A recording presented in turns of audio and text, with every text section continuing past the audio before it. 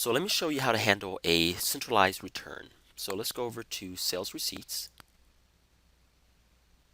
We'll select New. And first off, let's make a sale. So we'll sell this particular item. We'll just tender it out, cash it, and update. Now, let's pretend that the following day, the customer comes back and would like to return that particular item.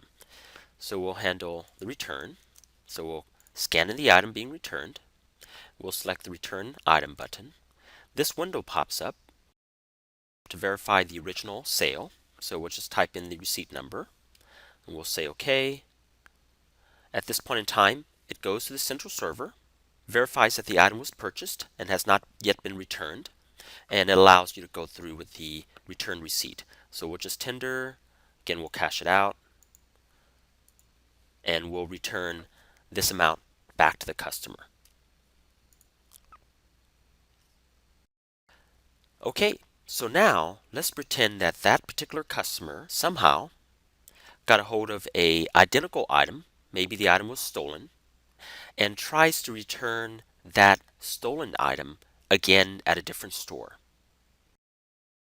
So they're at the other store, okay, and that cashier scans in the item being returned, selects the Return Item button, keys in the receipt number, maybe it's just a copy of the original receipt, but this time it doesn't just go through. This time this window pops up, and whenever you see this window, typically it's a red flag. Typically it's indicating that the item scanned in was not on the specified receipt, or maybe the item scanned in is on the specified receipt, but it may have already been returned, which is the case here. So this particular item that I scanned in is on this receipt.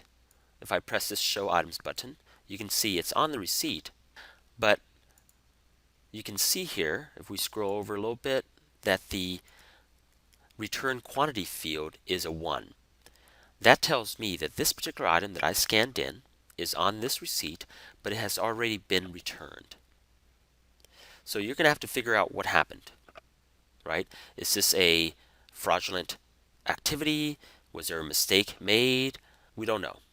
But this is certainly a red flag that you're going to have to research and resolve. So that's it. That's centralized returns.